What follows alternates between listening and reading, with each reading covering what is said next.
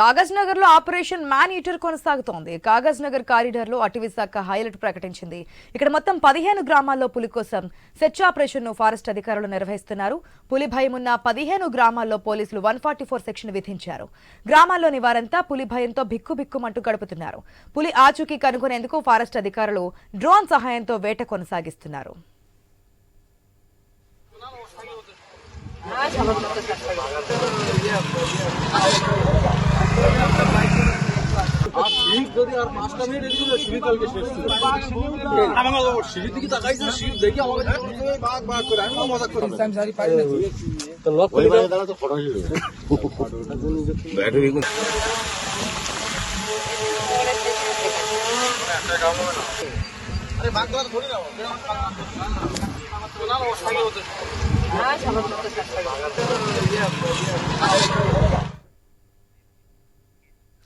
కాగజ్ నగర్ మండలం ఇస్గాం బెంగాలీ క్యాంపుల్లో పులి భయం ఇంకా వీరడం లేదు.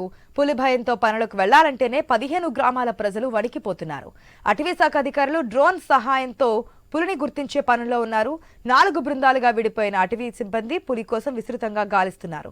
90 మందితో బృందాలుగా ఏర్పడిన అటవీ సిబ్బంది బృందానికి 6 సభ్యులు చెప్పినా పులి కోసం వేటాడుతున్నారు. పులి సంచరిస్తున్న ప్రాంతాల్లో 30 ట్రాప్ కెమెరాలు ఏర్పాటు చేశారు అధికారులు.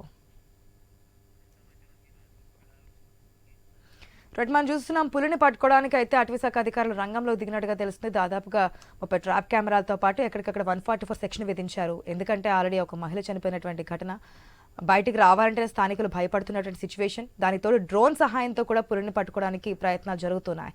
పూర్తి అప్డేట్స్ మా ప్రతినిధి శ్రీనివాస్ ద్వారా తెలుసుకుందాం. శ్రీనివాస్.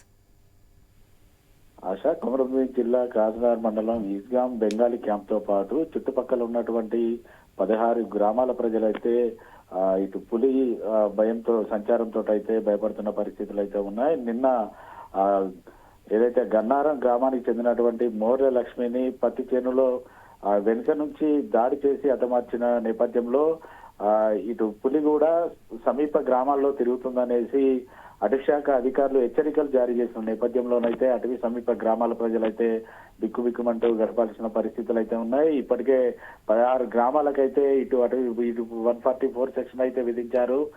ఇటు అటవీశాఖ అధికారులు కూడా గ్రామాల ప్రజలను కోరుతున్నది ఒకటే, ఇటు పులి సంచారం ఉన్న నేపథ్యంలో కూడా ఎవరు కూడా రైతులు చెలలోకి వెళ్ళొద్దు. అంతేకాకుండా పశువుల కాపర్లు కూడా తమ పశువులని ఇటు అటవీ సమీపానికి తీసుకువెళ్ళదనేసి హెచ్చరికలు అయితే జారీ చేస్తున్నారు. అయితే పూర్తిగా డీప్ ఫారెస్ట్ ఉన్న నేపథ్యంలో పులి జాడ కోసం అయితే ఇటు డ్రోన్ సాయంతో అయితే పులి సెర్చింగ్ ఆపరేషన్ అయితే అటవీశాఖ అధికారులు అయితే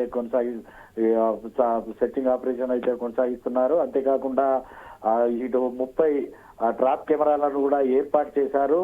దాదాపుగా పులి సెర్చింగ్ ఆపరేషన్ కోసం 90 మందిని నియమించగా ఒక్కో బృందానికి 6 చొప్పున అయితే ఇటు బృందాలుగా ఏర్పడి పులి కోసం అయితే ట్రాక్ చేస్తున్న పరిస్థితులు అయితే ఉన్నాయి. అయితే నిన్న సాయంత్రం కూడా ఏదైతే లక్ష్మిని హతమార్చిన ప్రాంతానికి మళ్ళీ పులి వచ్చిందనేసి అయితే స్థానిక గ్రామాల ప్రజలైతే చెప్తున్నారు. ఈ నేపథ్యంలో అటవీశాఖ అధికారులు కూడా బెంగాలీ క్యాంప్ 11 నుంచి 6, 4, 5 ఈ ప్రాంతాల్లో ముమ్మరంగా పులి కోసం అయితే గాలింపు చర్యలు అయితే చేపడుతున్నాయి. ఇటు కడంబ ఇటు కొండపల్లి ప్రాంతాల వైపు కూడా పులి అవకాశం ఉన్న నేపథ్యంలో ఆయా గ్రామాల ప్రజలను కూడా అలర్ట్ అయితే చేస్తున్నారు. అయితే ఇటు మహారాష్ట్రలోని తాడోబా తిప్పేశ్వరం నుంచి కూడా ప్రతి ఏడాది కూడా పులులు అయితే వలస వస్తూ ఉంటాయి. ఇప్పటికైతే మహారాష్ట్రకు సంబంధించినటువంటి అటవీశాఖ అధికారులు ఇటు కొమరంభీం జిల్లాలోకి దాదాపుగా 8 పులులు వచ్చినట్టుగానైతే అధికారికంగా చెప్పినట్టుగానైతే మనకు తెలుస్తోంది. అయితే ఇప్పటికే కొమరంభీం జిల్లాలోని కేరామైరి రాసిమెట్ట ప్రాంతంలో 3 పులులు ఉన్నట్టుగానైతే అటవీశాఖ అధికారులు అయితే గుర్తించారు. మరోవైపు ఇటు బెంగాలీ క్యాంపు సమీప ప్రాంతాల్లోనైతే మరొక పులి ఏదైతే నిన్న లక్ష్మిని హతమార్చినటువంటి పులి అయితే తిరుగుతున్న నేపథ్యంలో మరి మిగతా పులుల ఎక్కడ ఉన్నాయి, వాటి జాడ ఏంటనే కోణంలో కూడా అధికారులు అయితే ఆరా తీస్తున్న పరిస్థితులు అయితే ఉన్నాయి. అయితే అటవీ సమీప గ్రామాల ప్రజల నుంచి కూడా ఒకే ఒక డిమాండ్ వినిపిస్తుంది. ప్రతి ఏడాది కూడా వాళ్ళు ఇటు పులులు నవంబర్ సీజన్ లో వలస రావడం, ఇటు పశువులపై మనుషులపై దాడి చేస్తున్న సందర్భాలు అయితే ఉన్నాయి. అయితే మరొక ప్రాణము ఈ పులికి బలి కాకుండానైతే చర్యలు చేపట్టాలని అయితే కోరుతున్న పరిస్థితులు అయితే ఉన్నాయి. అయితే గతంలో ఏదైతే శ్రీనివాస్, ప్రతి 2020లో సంవత్సరంలో ఇదే సీజన్ లో అంటే నవంబర్ టైంలో పులులు ఈ విధంగా రావడం, దాడి చేయడం అయితే మనుషుల ప్రాణాలు కావచ్చు, లేదంటే జంతువుల ప్రాణాలు కావచ్చు, పశువులకు సంబంధించి ప్రాణాలు కోల్పోతుంది. శాశ్వత పరిష్కారం దిశగా ఏమన్నా ముందుకు అడుగులు వేస్తున్నారా? ఆశ వాస్తవ పరిస్థితులను చూస్తే మాత్రం అయితే ఇది నవంబర్ సీజన్ అనేది పులులకి మేటింగ్ సీజన్. తమ తోడు కోసం అయితే వెతుకుతా ఉంటాయి.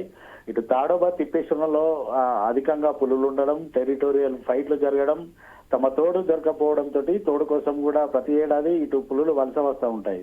దాదాపుగా ప్రతిరోజు కూడా 30 నుంచి 60 కిలోమీటర్ల మేరనైతే ఇటు పులులు అయితే ప్రయాణం చేస్తూ ఉంటాయి.